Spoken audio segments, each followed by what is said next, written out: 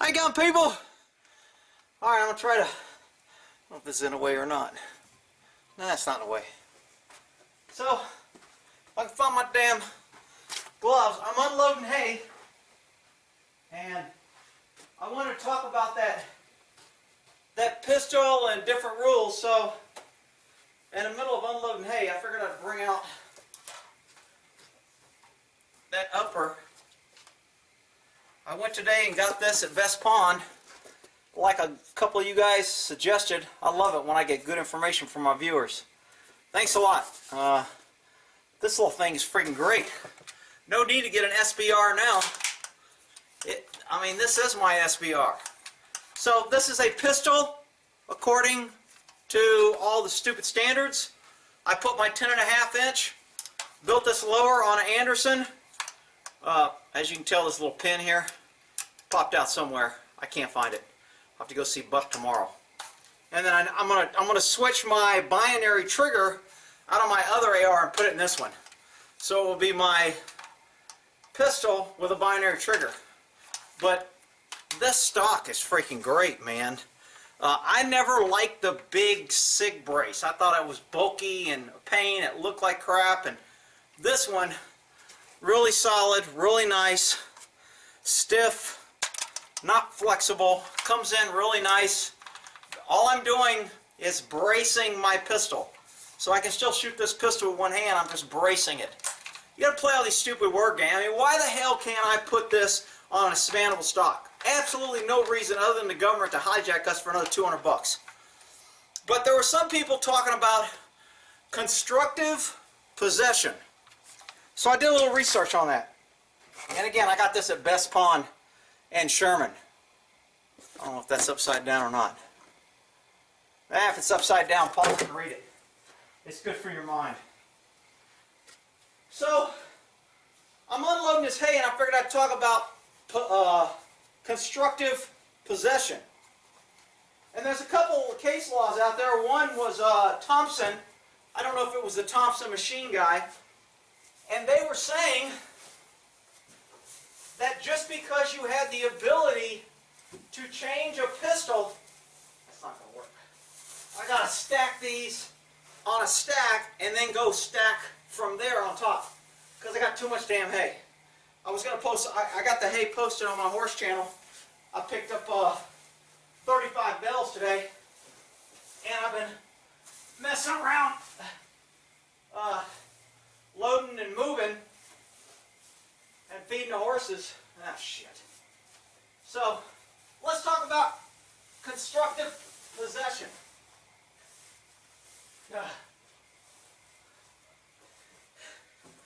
So, from what I can tell, and I'm going to do a better video on it once I find more information, I look up a few things. Constructive possession is if you have parts that cannot be used for anything but to put together an illegal weapon, then they could charge you, which they did, possessive or constructive possession. Constructive possession is basically possession of parts that could be constructed into an illegal item. So, if I have, and like I told you yesterday, if you just have a pistol barrel and you don't have any pistol ARs, a couple people said, yeah, they might be able to get you with constructive possession. After I looked it up, I think they might be right. Man, I knew I'd never get this out of here. We packed this down. Oh, shit. It's going to tear up the hay. Oh, fuck so much. I'm going to have to get the damn strings or something. Oh, mother. Woo! I didn't think I'd ever get that bad boy out of there. So, for NAF reasons, if I have a pistol lower and I have 3 or 4 upper 10-inch barrels, which are all only for pistol, I'm okay.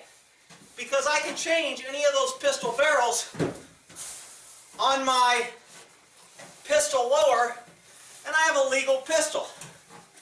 However, if if all I have is rifle lowers, and I have one pistol upper, which is a barrel under 16 inch or something like that, basically 10 and a half, 8.5 inch barrels, then you get into a possible possessive construction or constructive possession. And the problem with that is the one they charge that to is a guy had some NFA silencers and pistols, and I think it was Thompson versus something.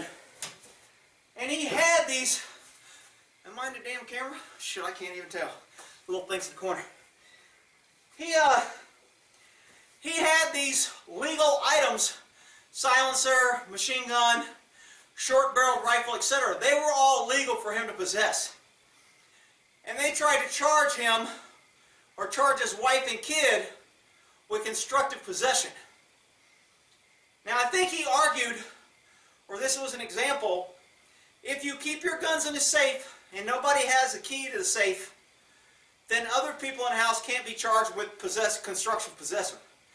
I think that is a very big reach charge. I don't think anybody's been charged, much less convicted. That one guy that got charged recently, he had an older H&K pistol. And the older H&K pistols used to come with a removable, expandable stock and a front pistol grip. And I don't know if it had a longer barrel or not, so you can make it a rifle or a pistol. I don't think they make it anymore. So because of that, he tried to sell that on YouTube. Hi, Monkey! He tried to sell that on Craigslist. Some freaking weaselly, non-constitutional, limp dick sheriff saw it,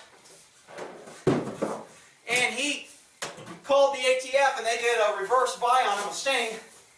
And basically, when he sold it to an ATF guy, they charged him with selling parts to make illegal weapons. Now, I can't find what the outcome was on that. He was probably facing a lot of years. They talked him into taking some bullshit plea, and so now he's got a conviction, but he didn't go to prison for the rest of his life. Ain't that justice? Ain't that government crap? So anyway, possessive or constructive possession. Just because I have a lower that's a pistol and a upper that's a pistol, that means I can make a pistol legally that would not fall under constructive possession. But again, I always say, people that tell you the law is absolute usually don't know the law, because they can do what they want and they don't care, and it doesn't matter to them. So I guess the point of this video is I had some good input from you guys, and I mean, look, I got to get something out of doing this. I enjoy my guys and gals that can think and have common sense and that talk about things. So, and I get an education, because sometimes I say shit that's wrong. Now, one thing a couple of you smartasses did, that's right, I said smartasses. It takes one to know one.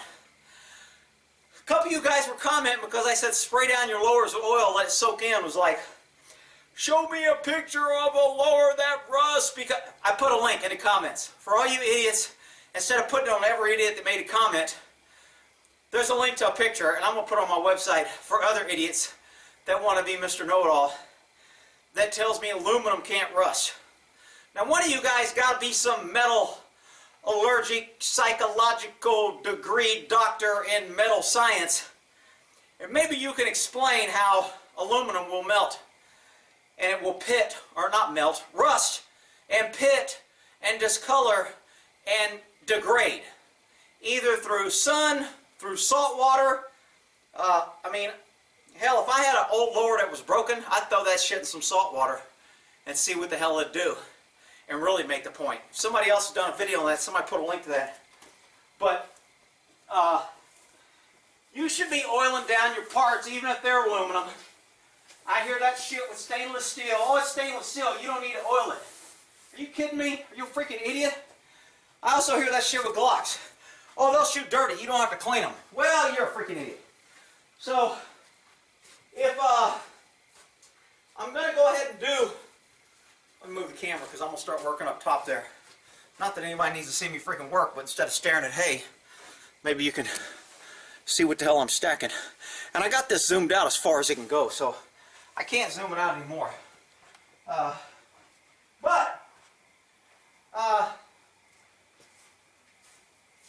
When you get into building and doing things with the damn government, you know it's going to be complicated, convoluted, not make any damn sense, and easy to get in trouble. Because most of the time, government, and that actually came up in that case, and I'll try and put a link to that case. I'm going to do, like I said, I'm going to do a video on it once I get more up to speed on it. But just from my initial viewing of things, it's not something that the ATF is going around. Now, I did that video yesterday, and the ATF said, oh, we don't think he has any building stuff for a pistol, and we think he has that for a rifle, so we're going to get him. You know what? First of all, they looked like shit when they showed up. Second of all, I don't think they could have got probable cause or a warrant. You have to show, the government has to prove his case. And they have to prove it reasonably. Now, normally government will rule in favor of government. Unfortunately, tie goes to government in the court system. I think tie should go to the citizen, but I don't make the rules. So, being careful when you're building, look, it's funny, I can buy an 80% complete AR without the holes drilled in it. I can drill the holes, put the parts in, and I ain't got to tell the ATF, and I ain't got to register that sucker. Because anybody can manufacture a gun for their own use. So, and a lot of people say that's a ghost. As a matter of fact, Buck sells those 80% lowers. It's getting dusty in here. He sells those lowers that all you need to do is drill out the middle where the trigger guard goes, drill the hole for the pins, no serial numbers, no paperwork, nothing needed. So if you guys are looking for those and can't find them, Buck has them. Give him a call. Lone Star Shooting Supply in Gainesville. So,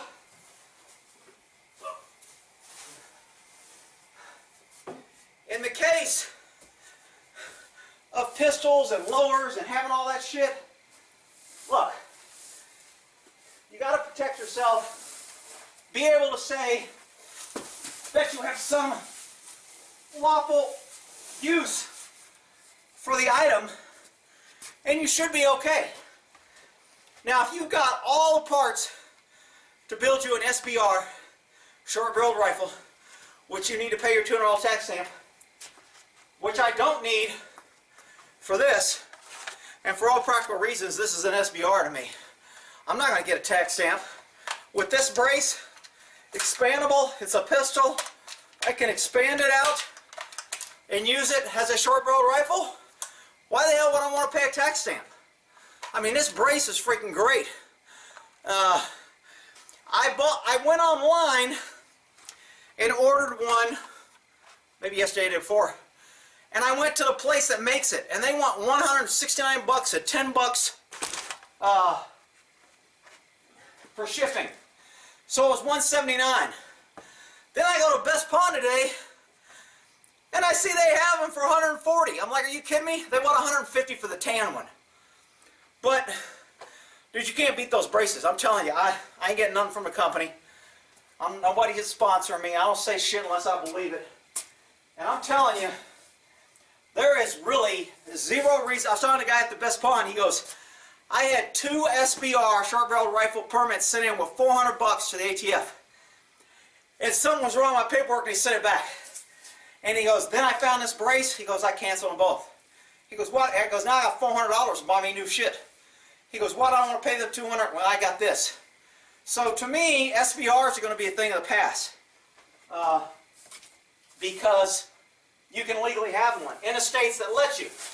Again, we got to get back to the state pansy California crap that says we don't care what the feds say, we're going to ignore the shit we don't want, and we're going to add to the shit we like no guns. So when you get in those places, man, I'll tell you, I don't know what to tell you. This will be a nice little stand for Moki to come up here and check out his stuff.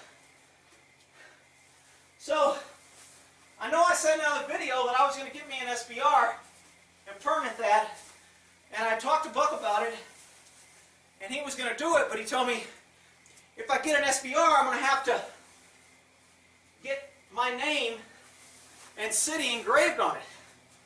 And I was like, well, shit. I don't know if I want it. That's more money. More money, more money, more money. The government loves either taking your money or making you spend money for their stupid shit. So, that's my spiel. How many bells I got? 2, 4, 6. I got 8 more bells. That's my spiel on the SBR, people. Again, a couple people put this in the comments. It's freaking great. I don't know if Best Pond will ship it to you. I know they have about, I want to say 10 or 12 of these in. And if you really want it, like I said, the company has it for $169 each plus $10 shipping. So I'm going to have 2. Now I got to go buy me another damn upper. I'm going to try maybe a 7.5 or 8.5. I know everybody says don't do it. Velocity, you lose. 10.5. If I put a can on here, I'm back out here. If I get a 7.5 and I put a can, I'm almost at this length. And to me, this length is pretty good. Lightweight, easy to carry. Has what I needed. Has my little, see if I can show you my little green dot. I don't know if you guys can see that or not. Is that sucker showing up? There it is. I think I see something green on there. So that's one of the things. I have it green or red. And if somebody wants to know what this one is, I have the box somewhere. I'll try to remember. But anyway, no SBR, no tax stamp. This is a pistol. This is a brace. Expandable brace. Man, all the guys that told me that, thank you, brothers. Y'all just hooked a brother up, because I ain't got to go spend no more money for the government. And I love it when that happens. So anyway, I don't know where Moki went. He was in here climbing on top. If you want to go watch the horse video, when I first got here, I had all that hay piled way high on my truck, which, by the way, I said handled a lot better than my Ford. I probably got more Ford owners here. Let me piss off some Ford people. I haven't pissed off people in a while. When I had my Ford, I put 25 of those bales in the back of that bed, and my springs were like maxed out, and it felt like I was dragging around. My rear end was kind of wobbly. Didn't have any bounce. My front end looked like I was trying to take off to the moon. I had 35 of those bells in this truck. It handled it like a champ. My springs weren't even compressed. I could have put probably another 10 or 15 on there. So Toyota Tundra, I love you, man. You're doing great. And I still say, I crawl underneath the sucker. You want to take a test, you go climb underneath a Toyota Tundra and look at their hitch. And then you go climb under a Ford. And you'll be like, holy shit, Ford's like using super glue. And freaking Toyota's like welding good long welds to the front. I mean, they ain't playing around. That damn hinge ain't coming off. But I digress. Back to hay, back to the SBR. Thanks for the tips, fellas, and we'll end that there.